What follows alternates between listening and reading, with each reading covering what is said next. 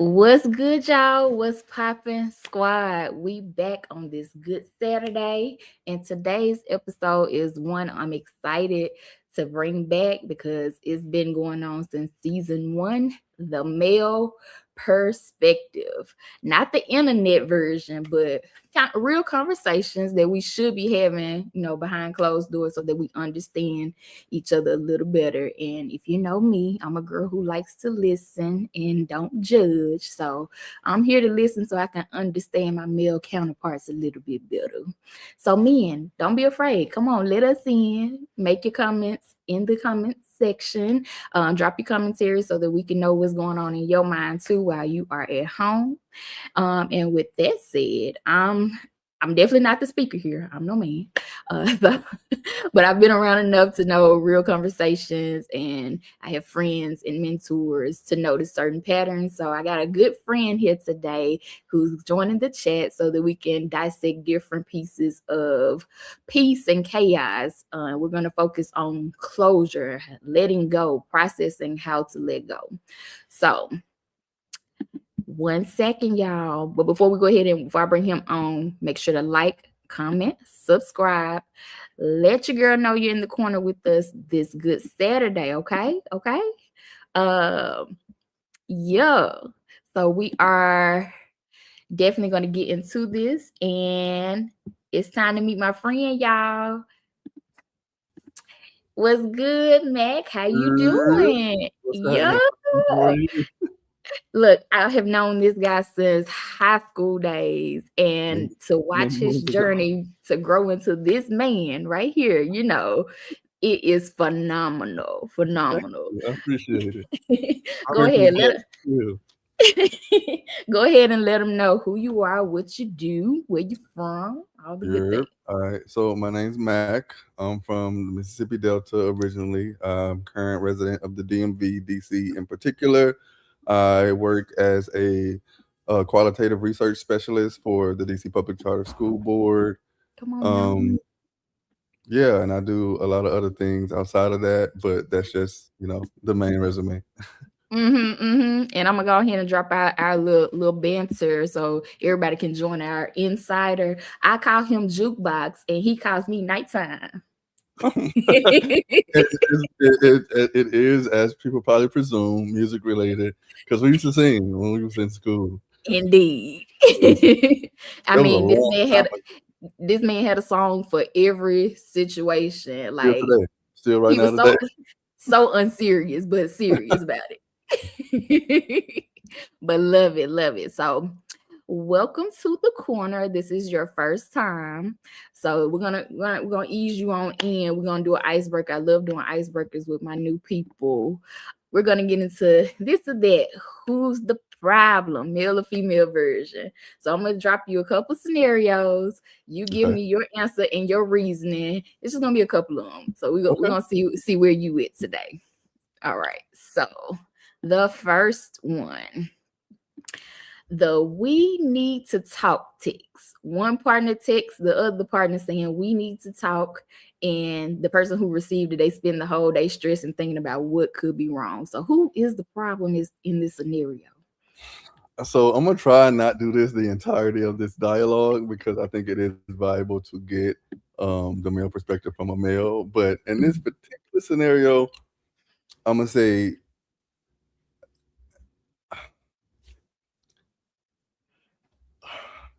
I'm gonna just say both of them, and here's my why. Okay. That's what I mean. Like, I'm gonna try not to be Switzerland the entire dialogue, but I'm gonna just say both of them are the problem, and here's my why. Because in the event that you are in some type of connection, whether it be platonic or romantic, with somebody close enough to know that you care to have a detailed conversation, it lends to the idea that you know them well enough to know if they're anxious, if they're a nervous person, if they're all of the whims and whams of their personality. So if you do have something that is a pressing issue that you want to dialogue about, and you send them that text message knowing it's an anxious person, that you messed it up. Because while you are feeling your feelings for sure, you're not really facilitating the best space for a dialogue to happen, because now you made the other person, and you know it because they're anxious. Simultaneously, I will say that the person on the receiving end of that message um, has the potential, because I don't know that, this is just a scenario. They could be very articulate about how they want to receive, and I Mm-hmm. I'm very corporate when I say this, how they want to receive feedback or receive a notice that they need to have a serious conversation about something that is bothersome between the two people involved in the relationship. So I'm gonna say both of them. One person for completely ignoring the experience of the other person because of how they were feeling, and then the other person for not advocating for their needs, because when they received that anxious text message, they could have said, "This made me a little bit anxious. I'm open to Mm-hmm. talk right now, and if you're not able to talk right now, could you please at least help me diffuse this and say that it's this big of a deal or not this big of a deal?" See, y'all, we dealing with a whole adult right here because that was good. I'm gonna give you that one. I'm gonna give you that one. All right. The second one, the silent treatment. One partner is upset, but the other one says, but she says they say I'm fine, while clearly not being fine. So who's the Who's the problem? I'm problem? fine. This one rings a little bit true for me, because I Okay. am one known to weaponize silence um, Mm, that way. Um, I think the person who is weaponizing the silence is the problem, the problem. Okay. specifically because the other person is inquiring or asking, which lends to the idea that they care in some capacity. So that is their give and that dynamic, and being silent is not giving at all. So that dance is not happening because you're standing still and the other person is asking or giving. So I give you that one too because I am one who I will shut down. Don't say nothing I to me. am. I am.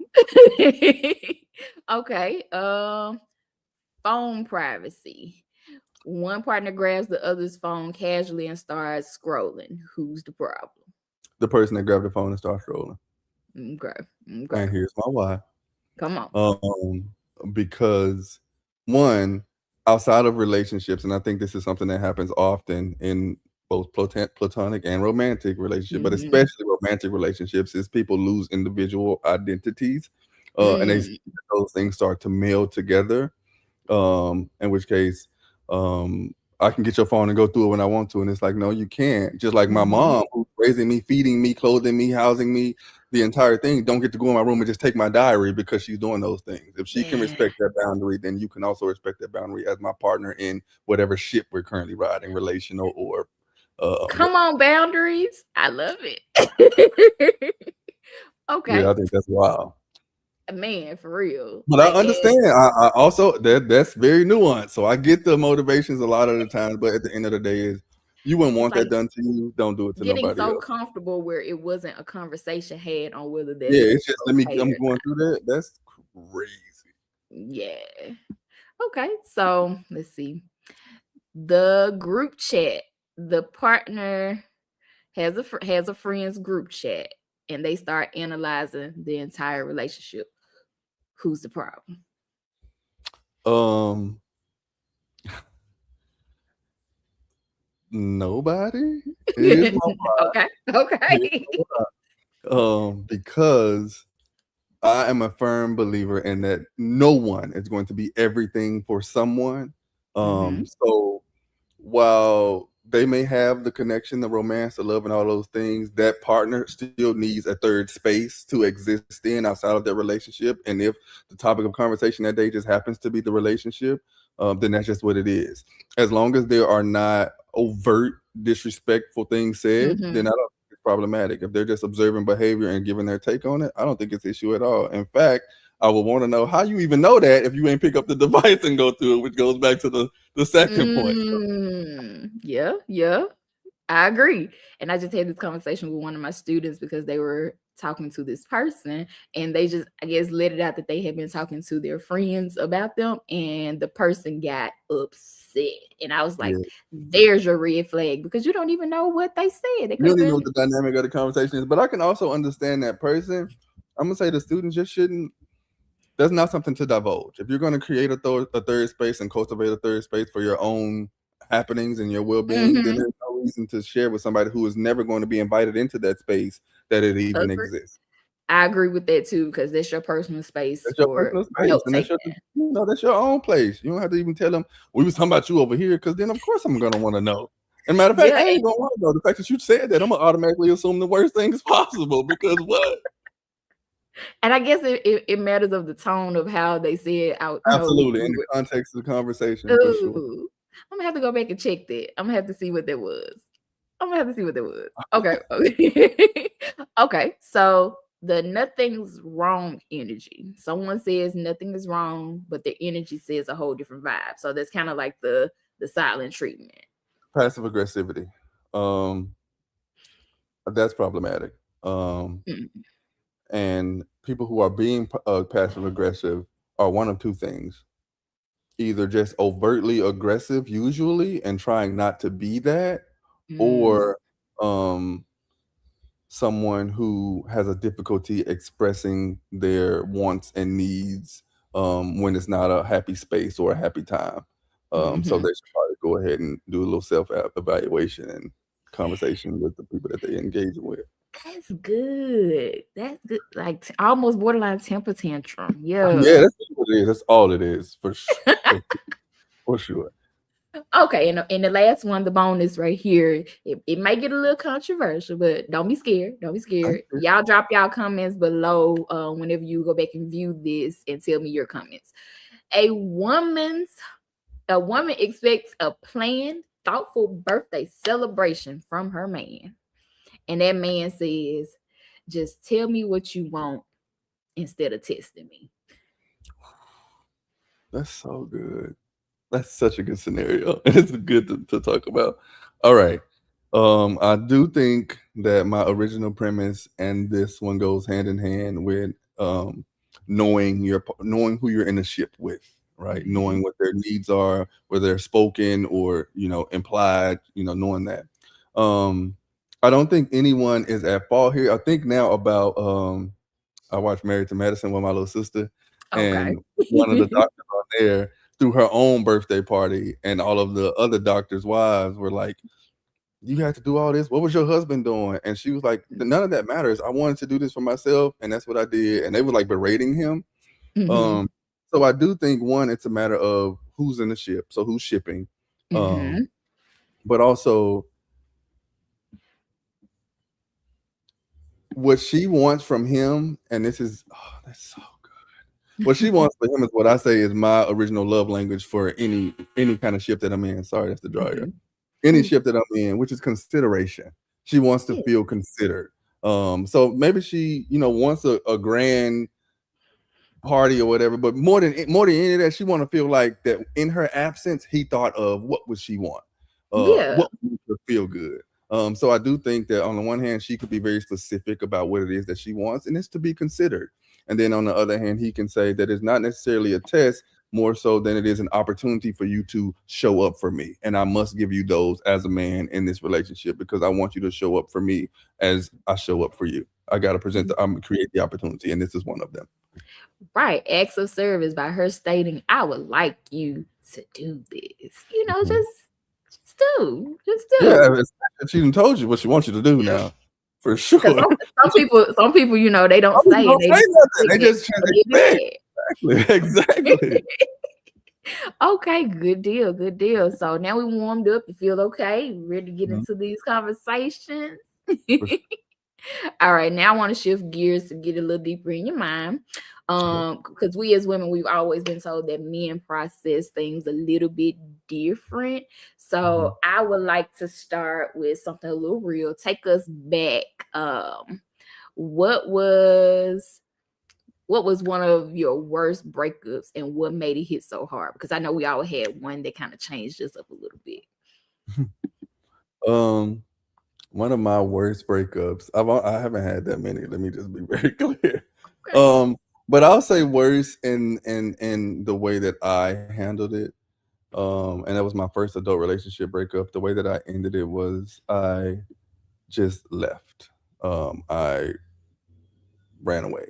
I We had been in a relationship for 4 years. We were living together, had pets together. We're living in another side of the United States, away from all family and friends, and I had reached a point to where I was resentful of the relationship because I felt smothered, and I ran away. And I only say that was my worst relationship because that is the relationship ending that I behaved the worst in. Mm. And that I had to go back years later and make amends for it. Go back and say, "Hey, I'm sorry." Now, I've had another relationship where that shattered me completely. Um, Mm. like like shattered me. I have not been in a relationship since for context. Okay. And that was 9 years ago. But along with shattering me, it did allow me to get self-reflective in a way that I probably would not have otherwise. So when it comes to being my worst relationship, it's the one that I was the culprit in, that I was Mm. causing grievances in. And yeah, it was terrible because I just wasn't communicative. I was feeling things and I didn't have the language, nor did I have the know-how at the time to articulate that. Um, and my behaviors were, I mean, present, but I didn't know how to explain them or anything of the sort. So I had to circle back Mm. 7 years later and be like, "Hey, I know you probably done moved on with your life, and Mm. feel free to tell me like this apology is not for you, but I really just want you to know like I dropped the ball there, and I owe you the deepest apology, and you can take it now, Ooh. think about it again." And I did, and we're good. We're chilling. Okay, so that was my next thing because I know that sometimes when people do have breakups, there are a lot of unanswered questions, and we don't always get those final conversations. So the closure from this situation, how did you create your own, safe space? Like what Uh, were some specific things that you did within that? that's a good question. So I in my older age have become extremely introspective. um, and introverted. But I think those two things are often hand in hand. But I cultivated, because the way that I existed in life in general is always just like, why? You know, if somebody gave me Mm. rules, it's like, why? If somebody said, I you remember. can't, right? It's always been the challenge of the system. So what I did was I took that exact same essence and energy and put it towards understanding and self actualizing myself. Like, yeah, she made you feel like this, but why? You know what I'm saying? Yeah, this happened, but why? Mm. Yeah, you reacted like this, but why? And I just kept asking myself why until it all pointed back to me. You know, of course, you can give a lot of, you're going to say, this person did that and that person did that. And I was a lot of circumstantial things, but the reality was, and what I actually really wanted it to be was myself because I can change me. So what I did Mm. was ask the hard whys every time I came to a definitive answer that had conviction in my spirit. I would still ask, but why? Until it all got back to me, and I learned the pieces and parts of myself to shed and let go, and then to flower and grow. Okay, and if squad, if y'all know me, why is my favorite question. So I'm glad that you were able to find that and continue to test yourself. Mhm. Yeah, that's Um, exactly. yeah, and growth is definitely a real thing. I'm trying to get a little bit more, honesty out of you and analyze that growth. Still, Okay. still going backward Okay. in that, other than you running, what did toxic you look like in that relationship? Ooh. Oh, Come on. you in my business. You mean let me Yep, get in I'm all your up in business. there. Um, Toxic me in that relationship. I've only had 2 adult relationships, but I'm talking about the worst one. Mhm. The one that I was the worst in. Woo! I was mean. Mm, I was mean as a snake. I'm talking about, and I not only was I mean, that's the one thing, but I felt validated in being mean because I was also the mm. breadwinner. I was Ah, also the person paying the bills and, got the house, got the car, I'm the driver. I got a little room to be a little mean is what I told myself. So I was mean. I was mean. There's literally no other words for it, but like I really want you to hear me when I say I was cruel. And I was cruel at that time because, and not to excuse it, because it was disgusting, and I'm but still you have to repulsed. know why. But you got to know why. I was cruel at that time because there were parts of myself that I had yet to understand and discover.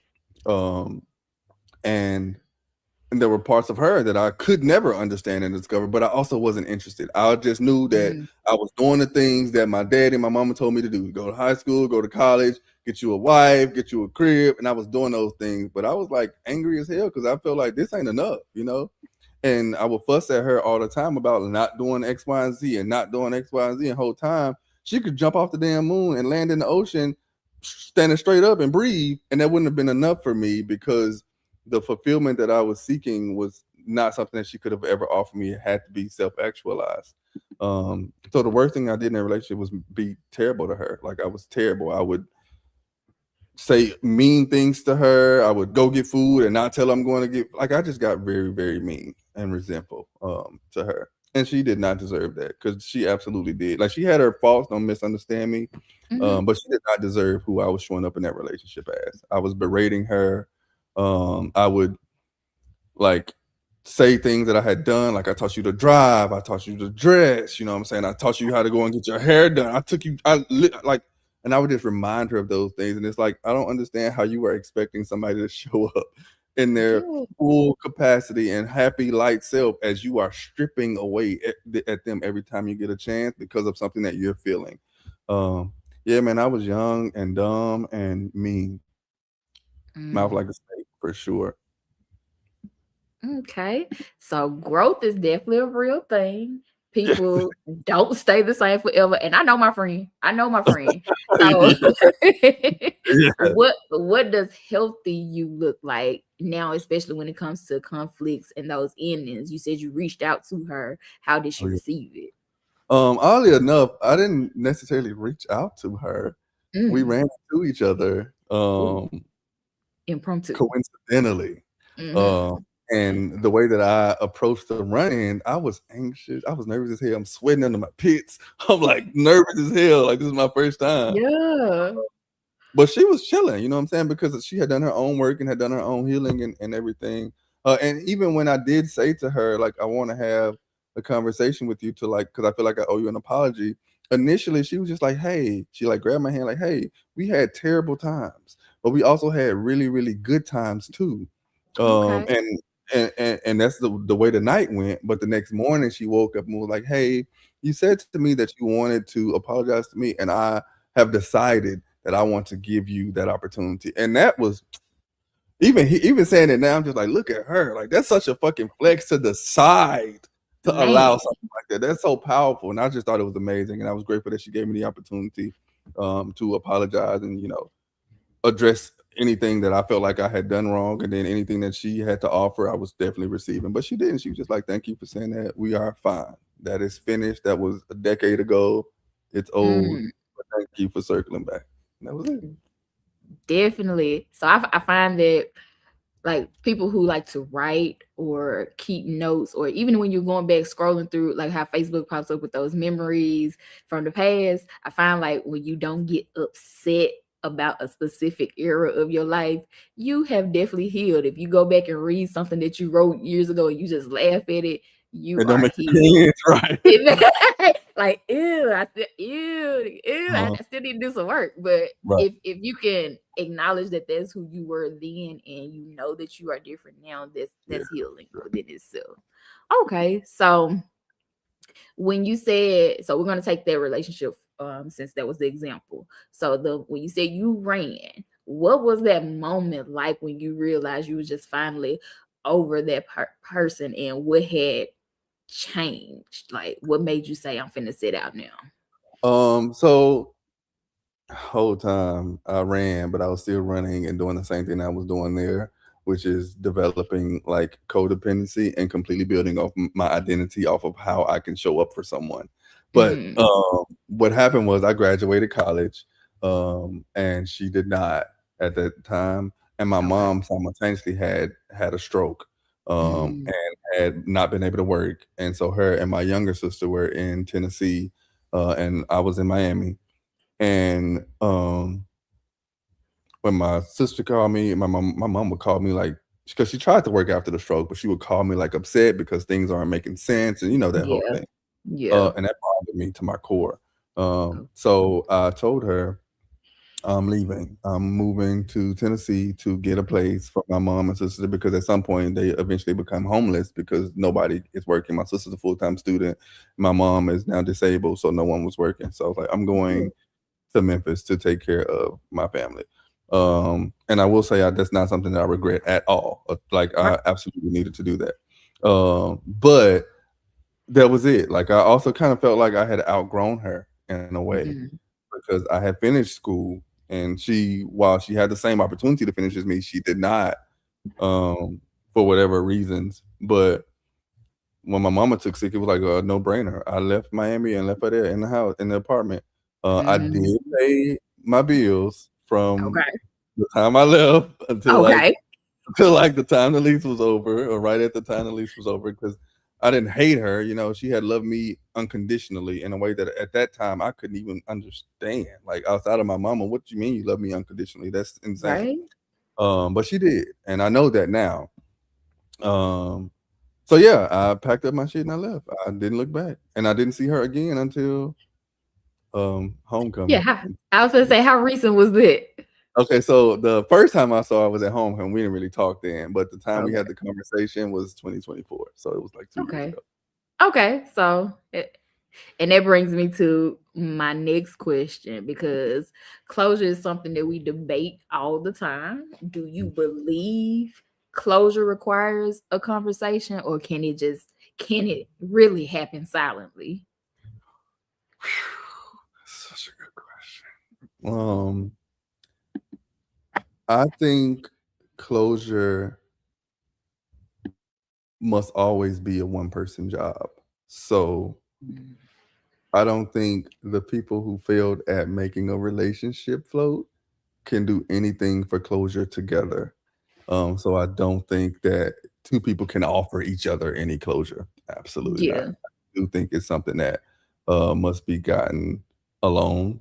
Um, I say that while simultaneously feeling like just one last conversation. As you can see, like I circled back 10 years later to the girl and was like, she was like, Yeah. I don't shit, I'm chilling. And I was just like, um, but I know now, like, no, closure is definitely something that one person has to do. It's not necessarily a closure conversation. It would be nice, ideally, for two people to be able to amicably separate and be like, hey, this is not working for me because of X, Y, and Z without talking in a knife and talking in spoons. And the other person be like, oh, okay, well, it's not working for me because of X, Y, and Z. And this is what I'm looking for. And that's ideal. Like, that's rom com type of closure conversations. Yeah. The reality is when you get to the meat and potatoes of the human experience in real time, it's not Hmm. always that clear cut and dry, and there's all types of different work that everybody has to do that's involved to have those type of conversations. So you know you can't just don't. It typically end up in the come outside text, and then come outside text lead to all other, either go really really good or really really bad. Really bad. Yeah. So, So I'm glad you said that because that goes back to context as well and why. Like, why do you really want to have a conversation, especially if you know that it didn't, like, for you, you said you were mean to her. So I feel like there was more so I need to apologize for my for character at myself, that. absolutely, Yeah. absolutely, And and at the same time, when you two just grow apart, then you both just grow and do your own shadow work. Why do we need to come back and have a conversation? so yes. And in doing the shadow work, that was a part of my shadow that I had to address, and I could not address that shadow with anyone else outside of her. Mm-hmm. Which is why when she said, "You said X, Y, and Z, and I'm going to allow you that space," Ooh, it ooh, was it was so good. It made me like perceive her in a light, bro. That's just like I wish that on every woman that I've ever met. To after experiencing something like what she experienced at my own hands, to get to a space to where she can say, I am allowing you this. I don't have to have yeah. it. My life has gone on without it, but I can see that you would like it. And I You decided need because it. and you need it. I clearly needed it bad, but because you need it, I decided, okay, go ahead. You have the floor, and I thought that was amazing. Mm, I thought that was great. For that's sure. very adult. That's very That's adult. peak adulting. I don't know if I'm able. And she Man. grown than me for sure. For Okay, sure. okay. So I want to end this part on conversations that are helpful to other people. I've been tuning into conversations for tonight with Ace and his crew, and it was a couple conversations on there that kind of had piqued my interest, but I'm also like, girl and guy, because it was a husband and wife. One, the girl said her ex circled back around and cheated with her best friend, and then she's also the best friend's first daughter's godmom. So she's kind of like still half Yeah. with one leg in with it. And then she had still a month prior had messed with the ex. So what advice you got for that one? Where we weave for sure. Um, I think what ends up happening is when we run into people and we ship with people who at some point hurt us or make us feel anything other than absolutely adored and loved, there is a learning opportunity present because typically in my experience what ends up happening is they exist in a space that the person that's hurting could probably learn to adopt and Mhm. exist in for balance of our own energies. In her case, the ex-boyfriend was selfish and Mm. selfish without with the courage of conviction and not giving a damn. And I think if nothing else, she absolutely could have learned what it looks like to exist that selfishly and then have transparent conversations like, hey, yeah, me and him still messing around, and I know y'all two are messing around, but this is my God, baby. Like he if nothing else, he showed her what it looks like to have your cake and eat it too. Um, Mhm. I learned that just through experience. Like the parts that piss us off the most about the people that we ship with, romantic or platonic, are the parts that we could stand to. They're like shadows aspects of ourselves, 1,000%. So that level of selfishness, that level of um, I'm gonna say absorption, but that's not the right word, or just self concern, just like worry Mhm. or getting gratifying yourself. She absolutely could learn from it, and I think everybody will be all the better for it. If you still like the man, even though y'all broke up, say that.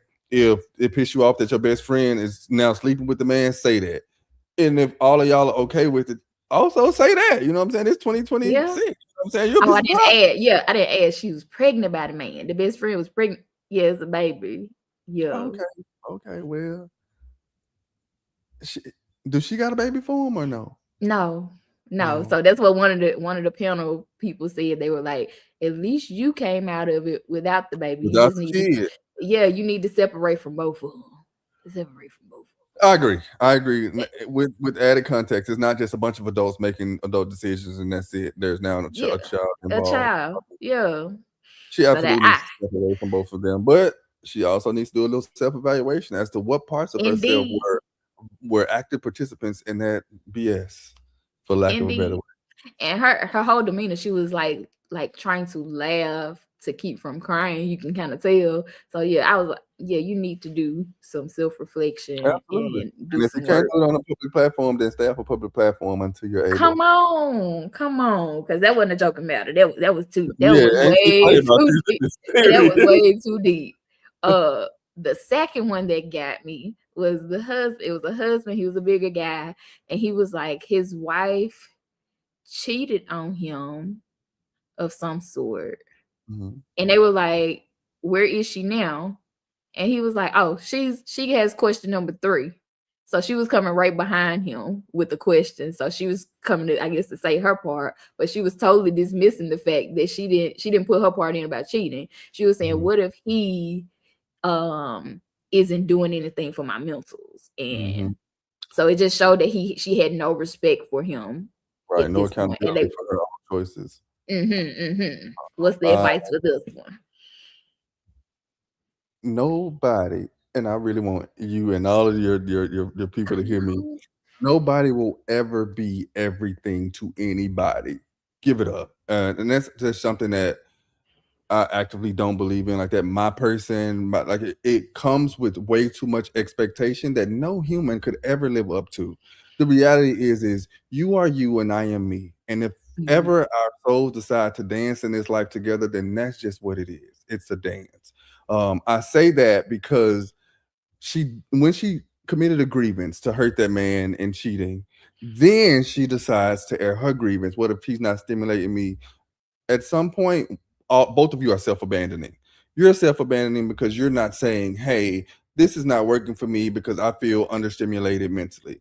And he's self-abandoning by not saying, "Hey, I know I'm a big guy, but that doesn't mean I deserve to get cheated on." And so both of them are self-abandoning because they are looking for those other parts of themselves in another person. And I'm gonna say it Mhm. one more time. Nobody will ever be everything to anybody. That is your work. That self actualization is absolutely your job. And it is not an excuse for you to be a shitty person. I agree. And to add on that, he did some get back. He got his lick back and he cheated again. Yeah, he cheated too. So Yeah. they just See, both. now this is just a tangle where we just partying. It's just we just gonna party until one of us is hurt enough to do something that we can't take back ever. Some serious Hmm. things. And that's Otherwise, wild to be doing it and then come back home and lay in my bed. and lay That's down wild. and cuddle because we could just be open at this point. We could just, you know what I'm saying? We could just reframe this whole relationship makeup if this how we living. This is But the reality polygamy. is they all they're just stabbing each other. Like you hurt me, I hurt you. I'm You hurt hurt me, I hurt you. you. You hurt me, I hurt you, and that's ridiculous. That's Because how did I toxic. hurt you? How did you hurt me? Can we help it together, or do we need to separate and grow until we can get back? We can get better, and maybe we'll circle back, maybe not, but at least we'll know. That part. In the last one I pulled from them, young lady said she was with somebody for, I'll just say, 2 years. They broke up. He ended up, well, I think he cheated, and that's why they broke up. Then he proposes to the lady that he was cheating with, and she proceeds to be with him intimately the night before the wedding. So now she's kind of like, I don't feel bad because I had him last night. There is something to be said about a person whose pride and validation comes at the hands of like at the sacrifice of another person's for sure. Hmm. Um, and I will also say, ooh, I'm gonna say this from personal experience. Come on. What you had is a few minutes of passion, a few Mm, minutes of rush and secrecy, a few minutes of kisses and closeness. But the reality is yeah, you had that, and he still did not choose you because a mm, partner in life is a choice. And he can dance with you. Yeah, he had you because he could, but he chose the other person. And say that. the power in that dynamic is in his choice, and the one that you can track, and you can choose. You can track a choice if he putting a ring on that finger and not yours. For sure, you lose. I agree. It's no winning. Ain't Nobody no, ain't won. nobody Nobody won. won in this situation. Nobody won. So please do not have a stance as if I don't care. I got mine. No, you didn't, boo. You got no, you didn't. Mm-mm. Because We how all you feel at the end of the night, like you feel shitty. after that. You feel terrible. You feel terrible when the endorphins and stuff then stop flowing from that heated, passionate moment. The reality is you still lay alone. And I know I've been in this exact scenario as well. You still lay alone. You still don't have it, and you deserve more than that. You deserve more than you're Mm, allowing yourself to have. Um, Detach. There's no. He can't give you no closure at all. That situation, you have to detach completely. Hard cut mm. off. So that was my very last question for people who are struggling to let go right now. Detaching. What else you got? Few things. One, I want you to identify what you're holding on to. If you are in limerence, look that up. Now had that kind of time. Look up limerence, but I'm sure it's become very mainstream. Look up limerence and see if that's something you're dealing with. Also, look up your diagnose or get some help diagnosing your own mental health because you could very well just have ADHD and that's just a hyperfixation of the moment. It could be that too. But if you are someone who feels like you are emotionally tied up in something that you cannot separate yourself from, one, I want you to give yourself grace because you cannot whoop your own butt for not knowing something that only time could teach you. So give yourself grace for sure. But also, what you always want is the answer to the why to always come back to you, because you can change you. You cannot change the other person. So always, always, always do not put that power in somebody else's hand to end it, to help you feel better about it. Always get back to yourself. Amazing. I really feel like conversations like this should happen more often so men and women can help each other, just figure Understand it each out. other. Yeah. Mhm. Mhm. Like sometimes we're just speaking two different languages, and sometimes we need to come to a meeting space. So I understand you, you understand me. If this is not it, we can peacefully go, we can peacefully grow, and like you said, just understand each other. So Matt, I definitely appreciate you coming in and hanging out in the corner with us today. You definitely Man. dropped some insightful things, and I know some of our squad members have learned a lot. And I'm sure they might have some questions for you later. So go ahead, let them know where they can find you on Beyonce's internet. So I typically try and stay off of Beyonce's interwebs myself, but if you're looking for me, you can find me on TikTok. My TikTok handle is, let me make sure I don't lie, because hold on, my TikTok handle is Mac MAC a million. So Max a million is my TikTok handle. You can find me there. I'm typically on there advocating for. I mean, this is a recent development. I've started medication for my mental health, so I'm now currently an advocate for that. But everything else is just like me yapping about stuff like this or anything that comes to my mind, and clothes. Is that Um, right? Did I get that right? MACZ, not THE. Let's get that right. Say that again.